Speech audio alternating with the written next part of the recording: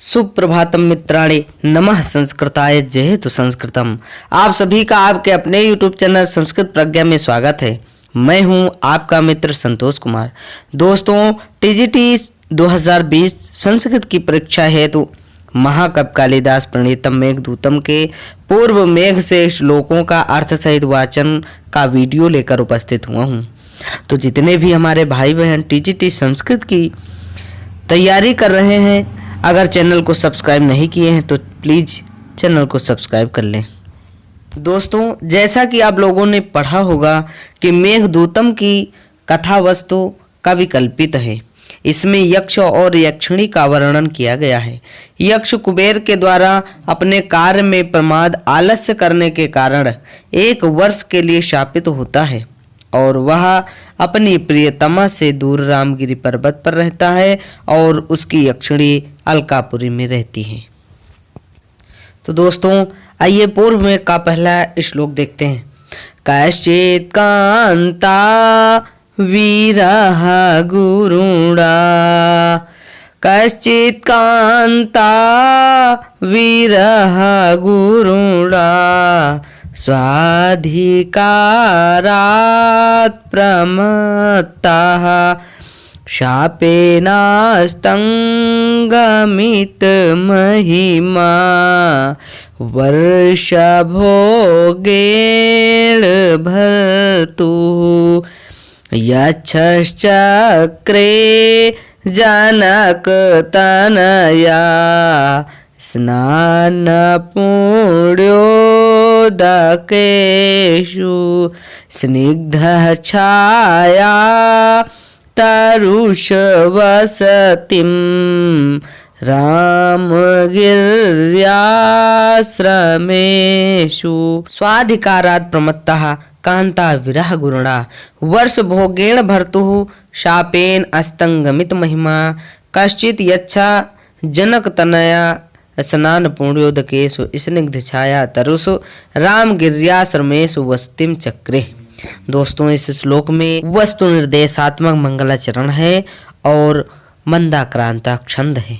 अपने कार्य से असावधान प्रिया के विरह से दुसह 1 वर्ष तक भोगने वाले, स्वामी के शाप से नष्ट महिमा वाला कोई यक्ष, जनक की पुत्री के स्नान से पवित्र जल वाले, घने छाया वाले वृक्षों से युक्त रामगिरी पर्वत के आश्रमों में निवास करता था।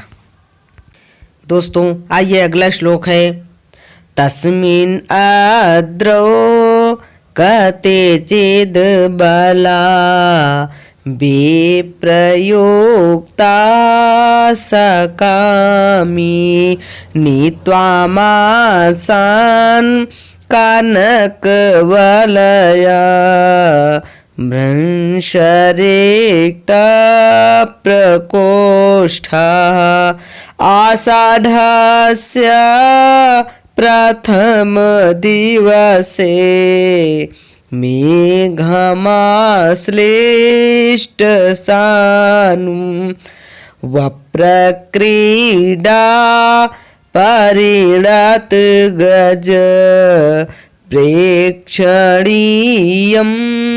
ददर्श, तस्मिन् आद्रौ अबला विप्रयुक्तः कनकवलय भ्रंशरिक्तः प्रकोष्ठः, कामी सा कश्चित् मासान् नीत्वा आषाढ़स्य प्रथम दिवसे आश्लिष्ट सानुं, वप्रक्रीडा परिणत गज, प्रेक्षणीयं मेघम ददर्श।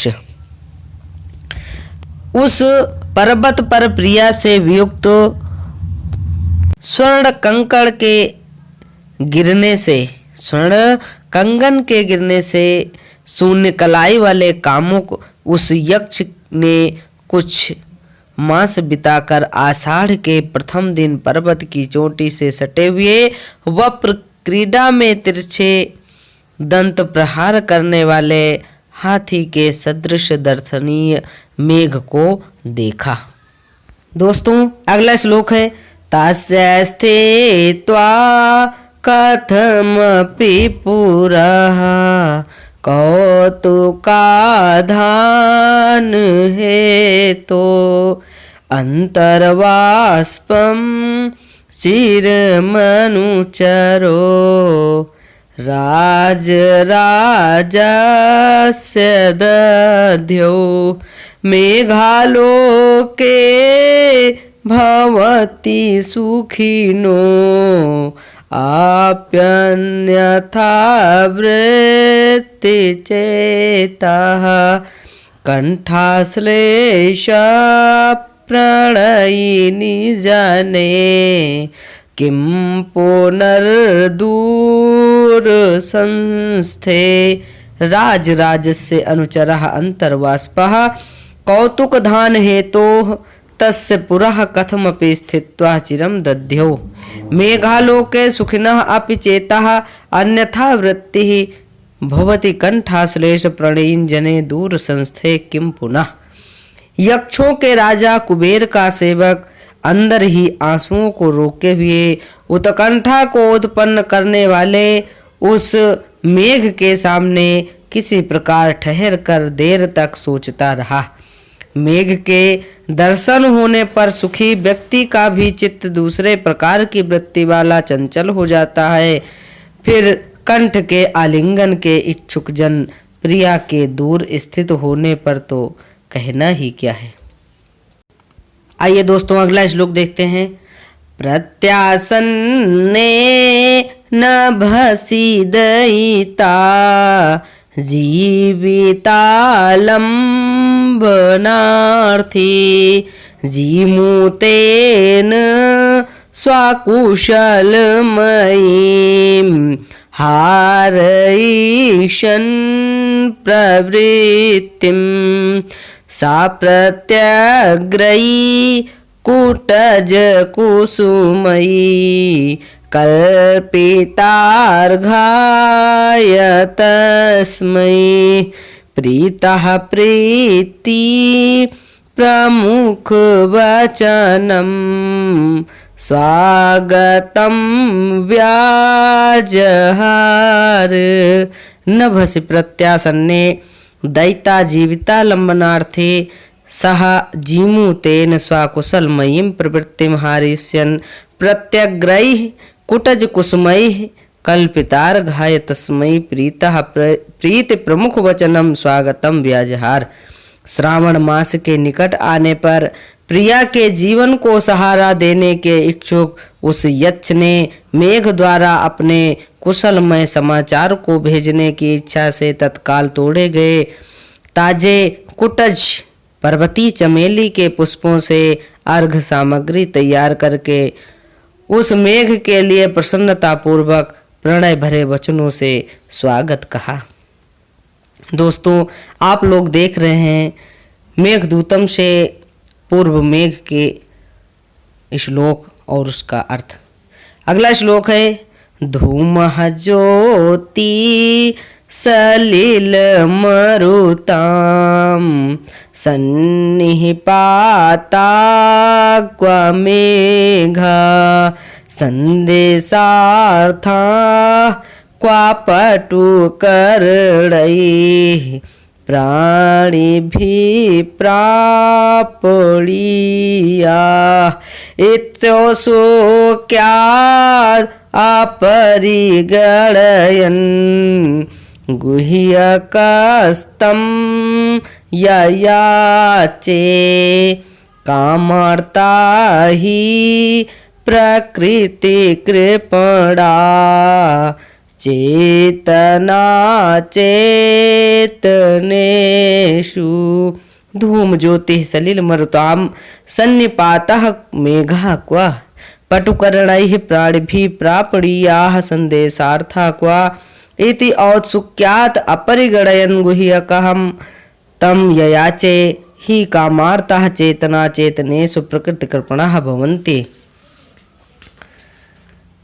धूम अग्नि जल और वायु का मिश्रण मेघ कहाँ और समर्थ इंद्रियों वाले प्राणियों द्वारा भेजे जाने योग्य संदेश रूपी वस्तु कहाँ। इसका उत्कंठा के कारण विचार न करते हुए यक्ष ने उस मेघ से याचना की, क्योंकि काम पीड़ित व्यक्ति चेतन और जड़ के विषय में स्वभाव से दीन अर्थात विवेक शून्य होते हैं। अगला श्लोक है जातम वंशे भुवन विदिते पुष्करावर्तकानां जानामि त्वां प्रकृति पुरुषं कामरूपं मघोना तेनार्थे त्वं त्वयि विधिवशाद् दूरबन्धुर्गतोऽहं याञ्चामोघा वरमधिगूढे नाधमे लब्धकामा। हे मेघ त्वां भुवन विदिते पुष्करावर्तकानां वंशे जातं मघोना काम रूपम प्रकृति पुरुषम जानामि तेनि विधिवशात् दूरबंधु अहम त्वयि अर्थित्वं गतः अधिगुणे यांचः मोघा वरम अधमे लब्ध कामा न। हे मेघ तुमको संसार में प्रसिद्ध पुष्कर और आवर्तक मेघों के वंशों में उत्पन्न इंद्र का इच्छानुसार रूप धारण करने वाला प्रधान पुरुष जानता हूँ। इसलिए दैव योग से दूर स्थित बंधु यानी कि मेरी प्रिया वाला मैं यच्च तुम्हारे विषय में याचकत्व को प्राप्त हुआ हूँ। अधिक गुण वाले से की गई याचना निष्फल भी अच्छी है। अधिक गुण वाले व्यक्ति से की गई याचना निष्फल हो जाए तब भी अच्छी है, परंतु निर्गुण से की गई याचना सफल कामना वाली भी अच्छी नहीं है। आइए अगला श्लोक देखें। संतप्तानां त्वमसि शरणं तात्पयोदप्रियायाः संदेशं मे हर धनपति क्रोधविश्लेषितस्य गन्तव्याते वसते अलका नाम यक्षेश्वराणां बाह्योद्यानं स्थित हरशिरस् चंद्रिकाधौत हर्म्या पयोद त्वं संतप्तानां शरणम् असि तत् धनपति क्रोध विश्लेषितस्य मे संदेशं प्रियायाः हर ते बाह्य उद्यान स्थित हर शिरस् चंद्रिकाधौत हर्म्यः अलका नाम यक्षेश्वराणां वसति गंतव्य।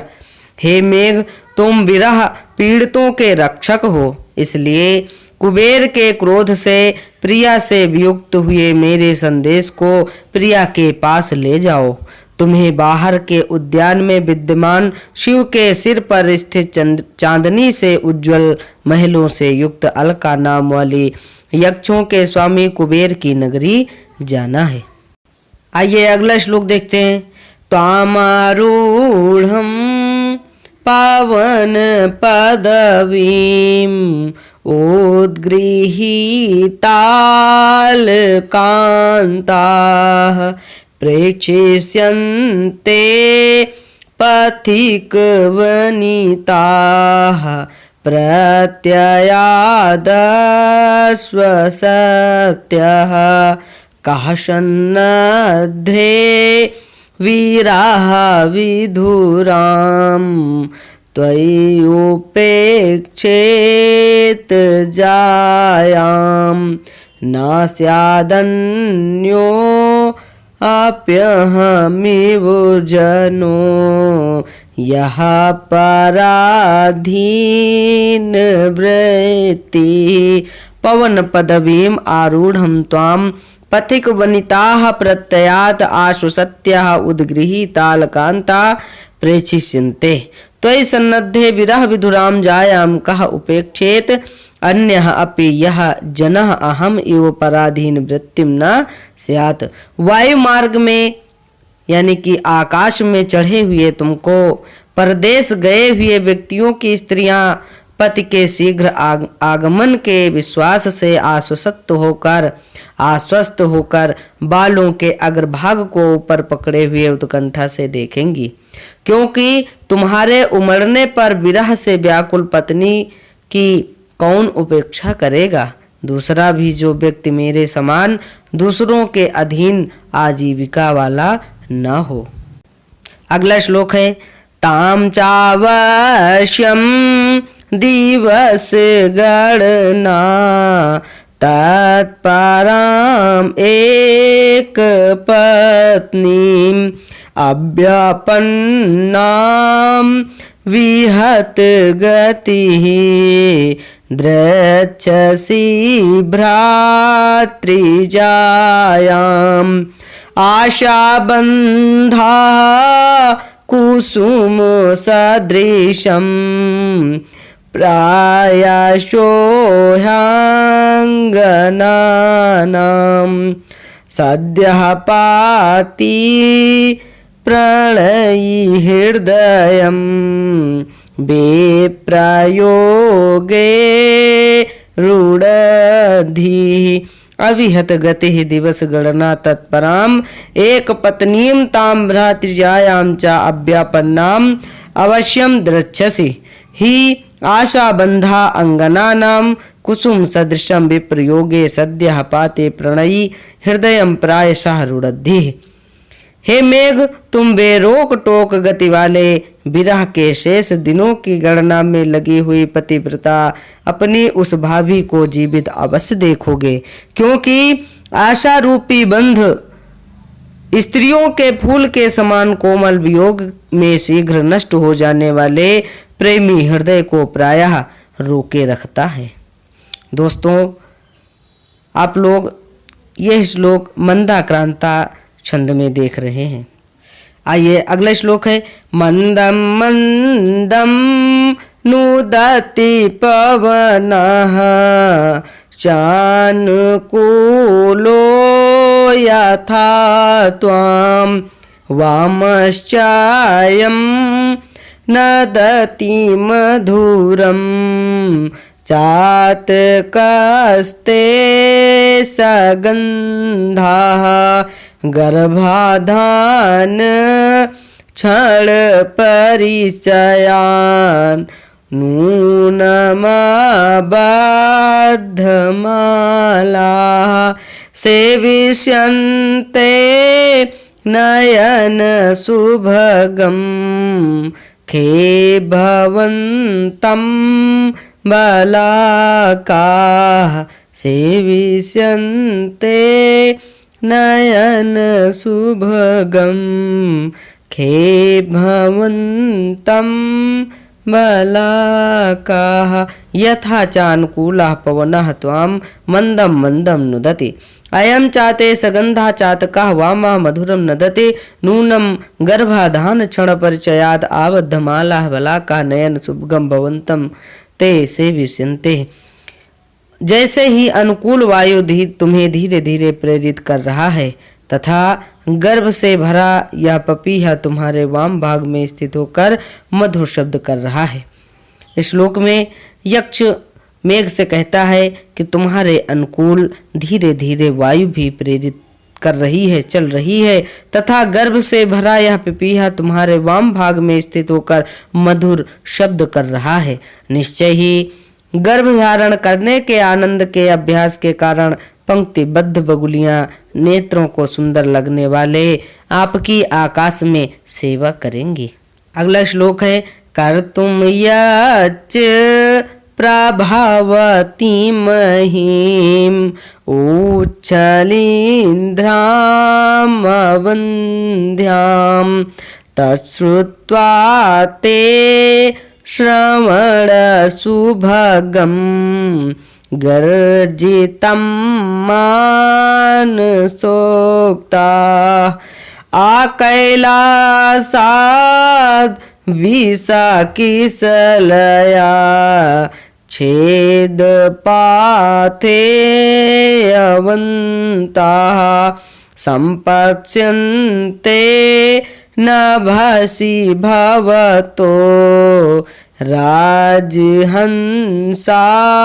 सहाया यत् चामहेम उच्छलीन्द्राम अवन्ध्याम कर्तुम प्रभवते तत् श्रवण शुभगम ते गर्जितम श्रुत्वा मानसोक्ता विषकिशलय छेदपाथेयवन्ता राजहंसाः आकैलासात् नभसि भवताः सहायाः संपत्स्यन्ते।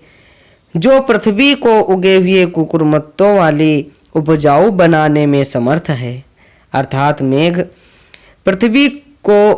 पृथ्वी पर उगे हुए कुकुरमुत्तों की वाली उपजाऊ भूमि को उपजाऊ बनाने में समर्थ है, उस कानों को सुख देने वाले तुम्हारे गर्जन को सुनकर मान सरोवर के लिए उत्सुक कमलनाल के अग्रभाग के टुकड़ों को मार का भोजन बनाने वाले राजहंस कैलाश पर्वत तक आकाश में तुम्हारे साथी होंगे। अगला श्लोक है आप्रच्छस्व प्रिया सखममुं तुंगमालिंग्य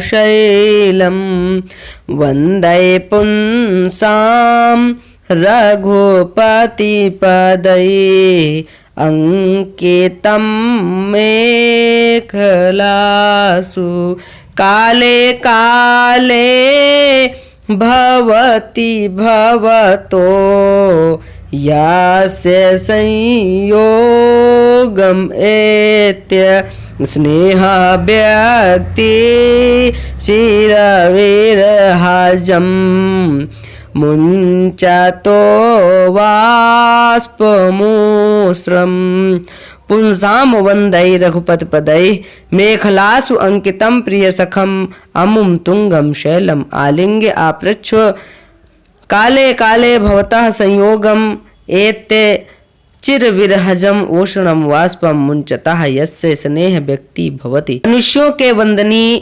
रामचंद्र जी के चरणों द्वारा ढलानों पर चिन्हित प्रिय मित्र इस ऊंचे पर्वत को आलिंगन कर विदा लो।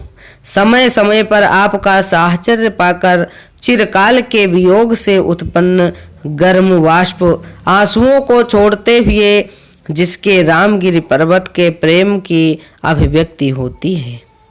अगला श्लोक है मार्गम तावत् शृणु कथयता त्वात् प्रयाणानुरूपम संदेशम मे तदनु जलदा श्रोष्यसि श्रोत्र प्रेयम खिन्नः खिन्नः शिखरिषु पदं न्यस्य गन्तासि यत्र क्षीणः क्षीणः परिलघुपयः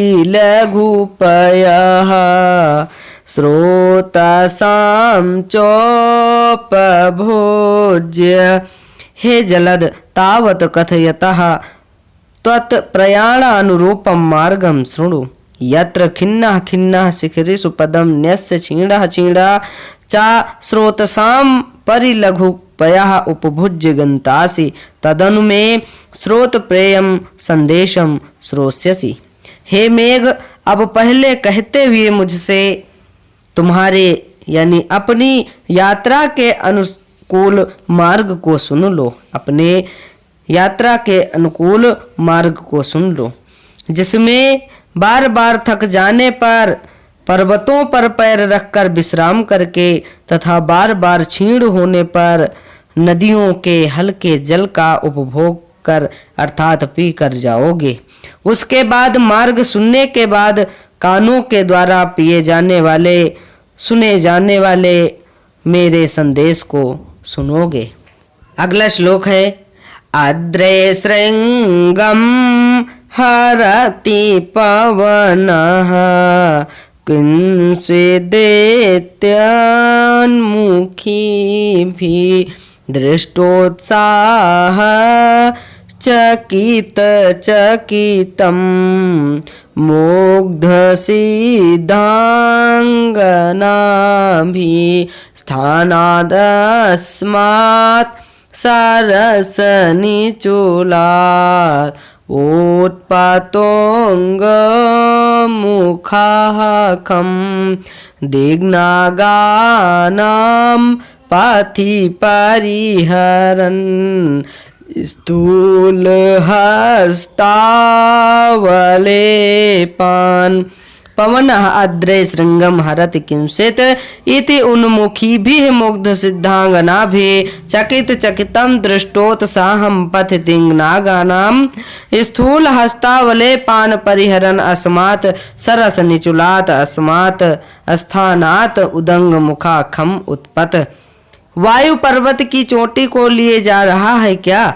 इस विचार से ऊपर की ओर मुख किए हुए भोली भाली सिद्धों के स्त्रियों द्वारा अत्यधिक आश्चर्य के साथ देखे गए उत्साह वाला मार्ग में दिग्गजों की मोटी सूंडों के प्रहारों को बचाते हुए तुम उस सरस बेतों के स्थान से उत्तर की ओर मुख वाले होकर आकाश में उड़ जाओ।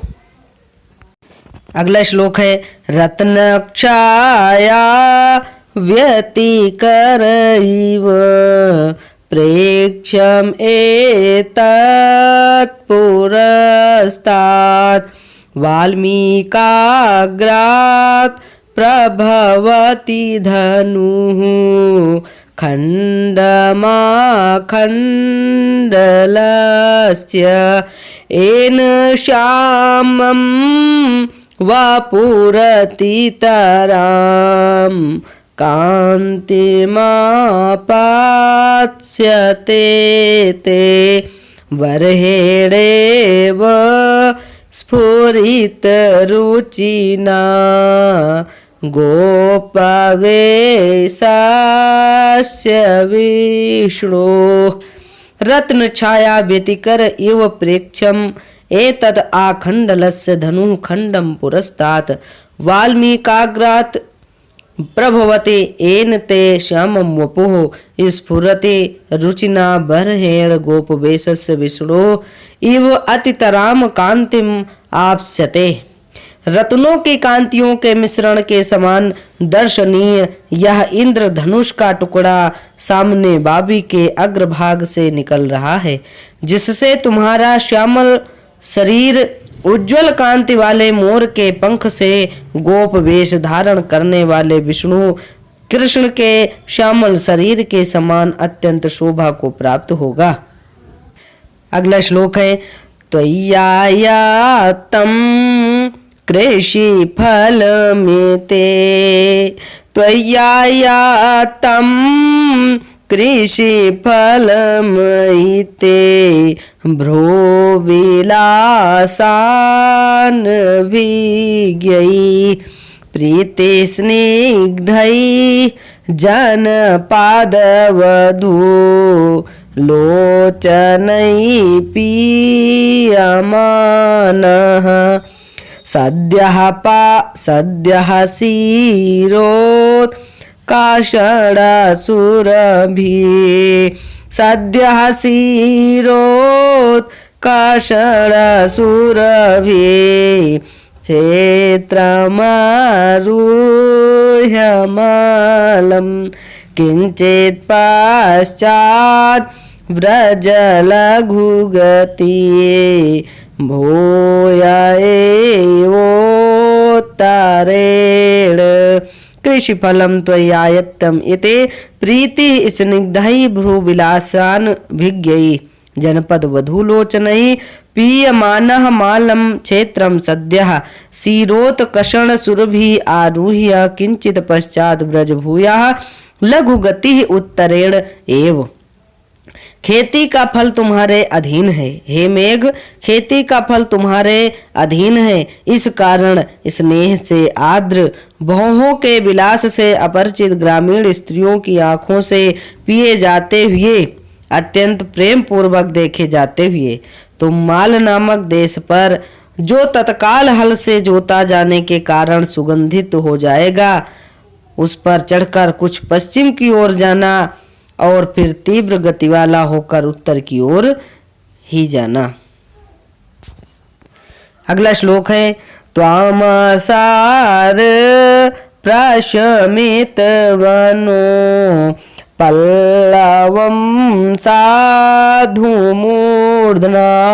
वक्षत्वद्य श्रम परिगतं सानुमानाम्रकूटाः न क्षुद्रो अपि प्रथम श्रुकता पेक्षया संश्रयाय प्राप्ते मित्रे भवति विमुखः किं पुनर्यस्तथोच्चैः आम्रकूटः सानुमान आसार प्रशमित वनोपल्लवम् अध्वस्रं परिगतं त्वां साधु मूर्धनः वक्षसि क्षुद्रः अपि मित्रे संश्रयाय प्राप्ते प्रथम सुकृतोपेक्षयः विमुखः न भवति यह तथा उच्चैः पुनः किम्। आम्रकूट पर्वत मूसलाधार वर्षा से दावाग्नि को बुझाने वाले मार्ग की थकान से व्याप्त तुमको अच्छी प्रकार सिर पर धारण करेगा, क्योंकि अधम व्यक्ति भी मित्र के आश्रय के लिए आने पर पहले के उपकारों को विचार कर विमुख नहीं होता, फिर तो इतना ऊंचा महान जो पर्वत है उसका तो कहना ही क्या है। अगला श्लोक है छन्नोपान्ताः परिणत फल द्योतिभिः काननाम्रैः त्वय्यारूढे शिखरमचलः स्निग्धवेणी